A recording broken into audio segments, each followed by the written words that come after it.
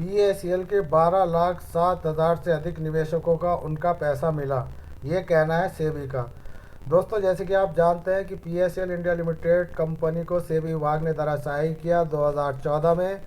और दोस्तों, ये प्रोसीजर जो चलाया गया है उन निवेशकों का चलाया गया है जिन्होंने पीएसएल इंडिया लिमिटेड में अपने आरडी और एफडी के खाते चला रखे थे। 6 साल 5 साल की अवधि के ये खाते थे। कंपनी निरंतर 45 साल से निवेशकों को छोटे छोटे खाते चलाकर अमाउंट दे रही थी। अचानक सेबी विभाग ने इस पर प्रतिबंध लगाया और इसके प्रतिबंध से पीएसएल के 49,100 करोड़ रुपया, दोस्तों 49,100 करोड़ रुपया, सोच के देखिए कितनी बड़ी रकम है।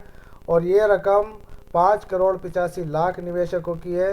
जी हाँ दोस्तों, भारतवर्ष के 5,85,00,000 इस कंपनी से प्रभावित है।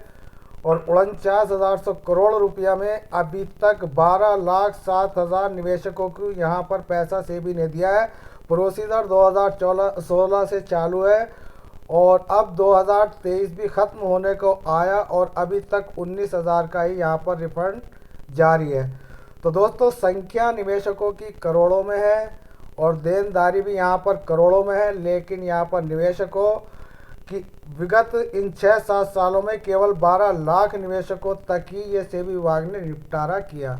तो दोस्तों, अब आप समझ सकते हैं कि सरकार की नीयत क्या है, सरकार की मंशा क्या है। देनदारी से 3 गुना संपत्ति सेबी विभाग के पास है और जिसकी जिम्मेदारी जो यहाँ पर पीएसएल की प्रॉपर्टी बेचने की जिम्मेदारी आरएम लोढ़ा की है, जो चीफ जस्टिस है और सुप्रीम कोर्ट की तरफ से ये नियुक्त किए गए हैं।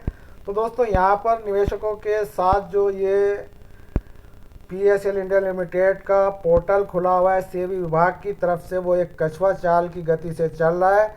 अब दोस्तों, 49,100 करोड़ रुपया जब 6 साल में 7 साल में यहाँ पर केवल 400, अभी मैं आपको बताता हूँ कि कितना पैसा अब तक निवेशकों तक पहुँचा। हमारे पास इसकी पूरी लिस्ट है। पल्स के 12 लाख निवेशकों को वापसी मिला 429 करोड़ रुपया से अधिक।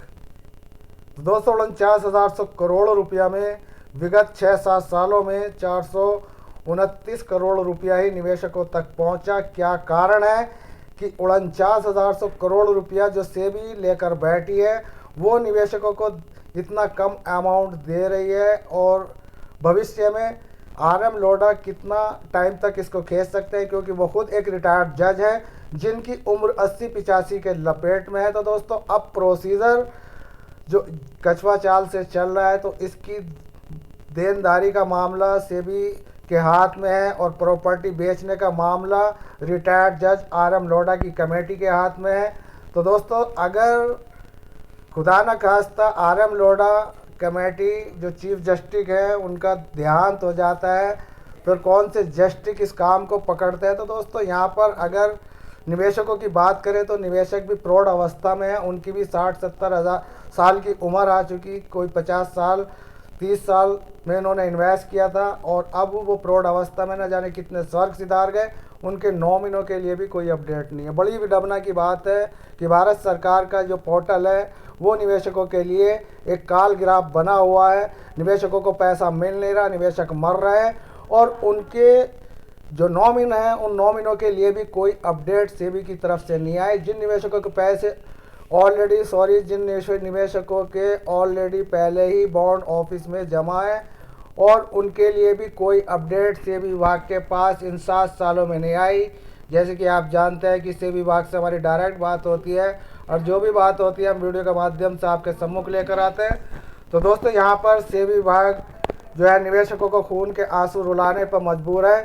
तो दोस्तों, अब फिलहाल जो है 19,000 का प्रोसीजर के लिए जो ओरिजिनल डॉक्यूमेंट मंगाए गए थे उनकी 31 अक्टूबर को, जी हाँ दोस्तों, समय सीमा समाप्त हो चुकी। अब कोई किसी तरह का प्रोसीजर अभी हमारे सामने निकल कर नहीं आया कि अगला प्रोसीजर जो यहाँ से भी विभाग निवेशकों के लिए देगी वो कौन सा प्रोसीजर होगा, उसकी अभी कोई रूपरेखा हमारे सामने नहीं आई निकल के। तो दोस्तों, जब भी कोई अगले प्रोसीजर की हमारे पास अपडेट आएगी हम आप तक ज़रूर लेकर आएंगे। आपसे अनुरोध है चैनल को सब्सक्राइब कर रखें, वीडियो को दोस्तों में शेयर करें ताकि पीएसएल से जुड़ी हर एक ताज़ा अपडेट निवेशकों तक पहुंच सके, उन्हें पता चल सके कि हमारा पैसा कब मिलेगा। तो दोस्तों, पहले भुगतान फिर मतदान। मिलता है फिर किसी नेक्स्ट न्यू अपडेट में, तब तक के लिए यूएस खान को दे इजाज़त। धन्यवाद।